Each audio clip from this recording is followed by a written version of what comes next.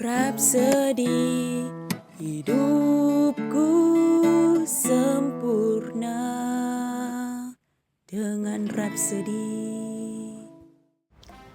Shalom saudara dan saudari dalam Kristus. Bertemu lagi kita dalam rancangan RR Malaysia. Topik kita untuk hari ini adalah fokus pada tugasanmu. Aku datang supaya mereka mempunyai hidup dan mempunyainya dalam segala kelimpahan. Yohanes 10 ayat 10. Salah satu perkara yang indah tentang menemui tujuan ilahimu dalam hidup adalah ia membuatkan kamu sentiasa fokus. Tujuan kamu menentukan hidupmu yang memberikan kamu hala tuju dan apa untuk difokuskan. Satu sinonim untuk tujuan adalah niat atau plan. Niat atau plan bukanlah satu perkara yang umum. Ia harus jelas, teliti dan spesifik agar ia boleh menjadi realistik dan efektif. Tuhan kita, Yesus, mempunyai tujuan yang jelas untuk datang ke dunia dan dia menyatakannya dengan penuh jelas. Dia berkata, "Aku datang supaya mereka mempunyai hidup dan supaya mereka mempunyainya dalam segala kelimpahan." Yohanes 10 ayat 10. Firman berkata dalam 1 Yohanes 3 ayat 8, "Untuk tujuan itulah Anak Allah telah dinyatakan, supaya dia menghancurkan pekerjaan-pekerjaan iblis." Kemudian dalam Lukas 19 ayat 10, Yesus menyatakan, "Sebab Anak Manusia datang untuk mencari dan menyelamatkan orang yang sesat." Tujuannya sangat jelas.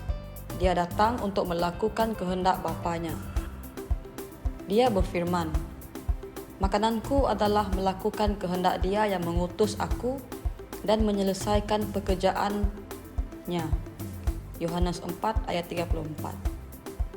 Dari kenyataan Yesus ini, kita dapat melihat satu prinsip kehidupan yang sangat hebat didedahkan. Mengejar dan memenuhi tujuan ilahimu adalah rezeki hidupmu yang sebenar. Ia merupakan bahan api yang memastikan enjinmu berfungsi semasa kamu berada di muka bumi ini. Malah dari segi duniawi, beberapa perkara merangsang, memperkuatkan, dan membangkitkan keberanian dalam mengejar suatu matlamat dan mencapainya. Kita juga boleh melihat tujuan dinyatakan dalam kisah Paulus bertemu dengan Yesus dalam perjalanannya ke Damsyik. Kisah Para Rasul 26 ayat 13 hingga 16. Dia menampakkan dirinya kepada Paulus untuk menjadikan dia seorang pelayan dan saksi. Kisah Para Rasul 26 ayat 16. Kemudian dia mendedahkan dengan lebih lanjut kepada Paulus bahawa dia harus membuka mata orang bukan Yahudi dan membuatkan mereka berpaling dari kegelapan kepada terang dan dari kuasa iblis kepada Allah, supaya mereka menerima pengampunan dosa dan warisan di kalangan orang yang telah dikuduskan oleh iman dalam Kristus Yesus. Kisah Para Rasul 26 ayat 18. Itulah sebabnya Paulus bertindak sedemikian. Itu adalah misi hidupnya. Dan dia berkata dalam ayat 19, "Tidak pernah aku tidak taat terhadap penglihatan syurgawi itu." Kemudian dalam 1 Korintus 9 ayat 26, dia berkata, "Jadi aku berlari bukan tanpa tujuan, dan aku tidak meninjau sembarangan seperti memukul angin." Dalam erti kata lain, saya memberi tumpuan pada misi saya. Saya pasti akan melaksanakan rancangan Tuhan untuk hidup saya. Begitulah cara ia patut dilakukan. Fokus pada tugasanmu, pada tujuan yang Tuhan telah berikan kepada kamu. Maha mulia Tuhan. Doa untuk kita hari ini. Ya Bapa, aku tidak goyah, teguh, tekad, tegas dan fokus pada misi dan tujuanku diciptakan. Aku melayani Engkau dengan sepenuh hati sebagai saksi Injil Kristus yang pastinya akan memenuhi tujuanmu untuk hidupku. Dalam nama Yesus, amin.